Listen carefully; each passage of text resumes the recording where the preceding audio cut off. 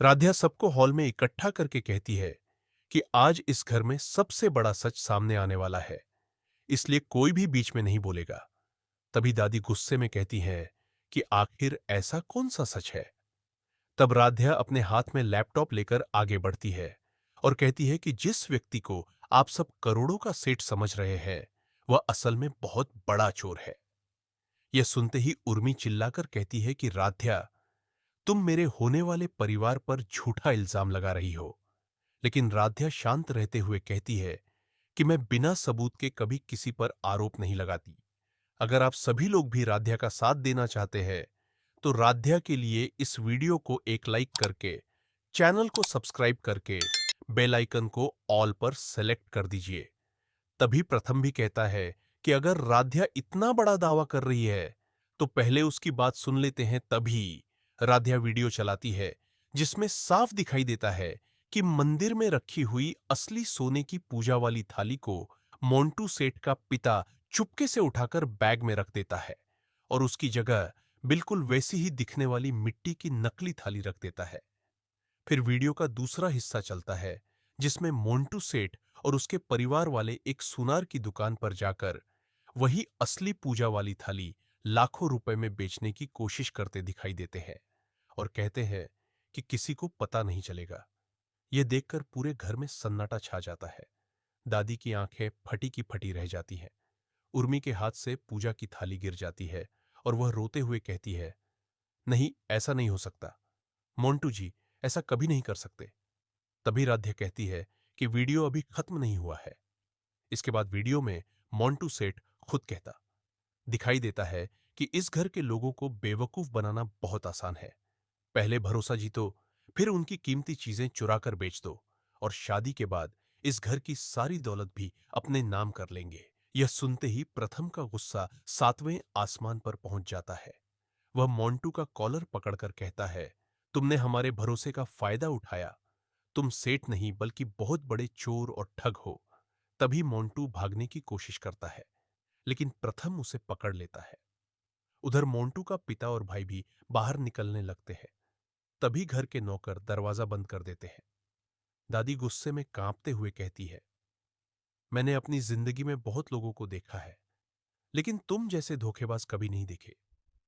उर्मी रोते हुए मोंटू से पूछती है, क्या यह सब सच है?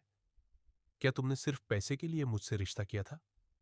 मोंटू पहले झूठ बोलने की कोशिश करता है, लेकिन वीडियो देखकर उसकी बोलती बंद हो जाती है। तभी प्रथम तुरंत पुलिस को फोन लगाकर कहता है, इंस्पेक्टर साहब, हमारे घर में बहुत बड़ा चोर पकड़ा गया है। आप तुरंत आइए। कुछ ही देर में पुलिस घर पहुंच जाती है। इंस्पेक्टर वीडियो देखकर कहता है, अब किसी और सबूत की जरूरत नहीं है। यह वीडियो साफ बता रहा है कि तुम लोगों ने चोरी की है। तभी पुलिस मोंटू सेठ, उसके पिता और उसके परिवार के बाकी लोगों को गिरफ्तार करने लगती है। मोंटू हाथ जोड़कर कहता है, मुझे माफ कर दीजिए, मुझसे गलती हो गई। लेकिन प्रथम गुस्से में कहता है, चोरी करने वालों को माफी नहीं जेल मिलती है। तभी इंस्पेक्टर हथकड़ी पहनाकर मोंटू को ले जाने लगता है। उर्मी फूट फूट कर रोने लगती है और कहती है, मेरा घर बसने से पहले ही उजड़ गया।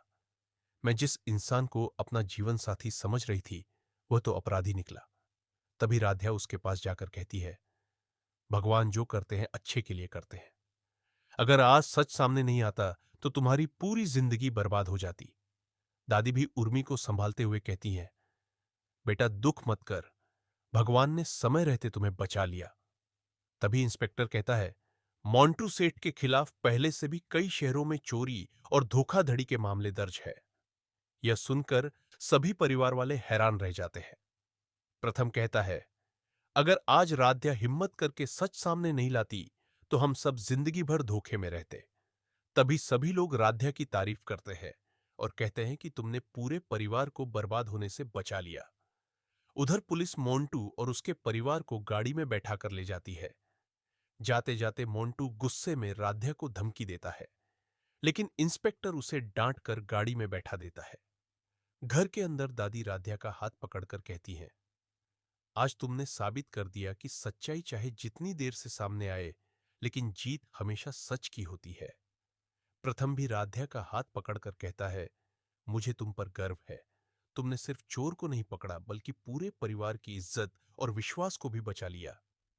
तभी पूरा परिवार राध्या की बहादुरी की तारीफ करता है और भगवान का धन्यवाद करता है कि समय रहते मोंटू सेठ और उसके परिवार की असली सच्चाई सबके सामने आ गई। और इसी के साथ पूरे परिवार को यह सीख मिलती है कि किसी भी इंसान पर आंख बंद करके भरोसा नहीं करना चाहिए, बल्कि सच और सबूत पर विश्वास करना चाहिए।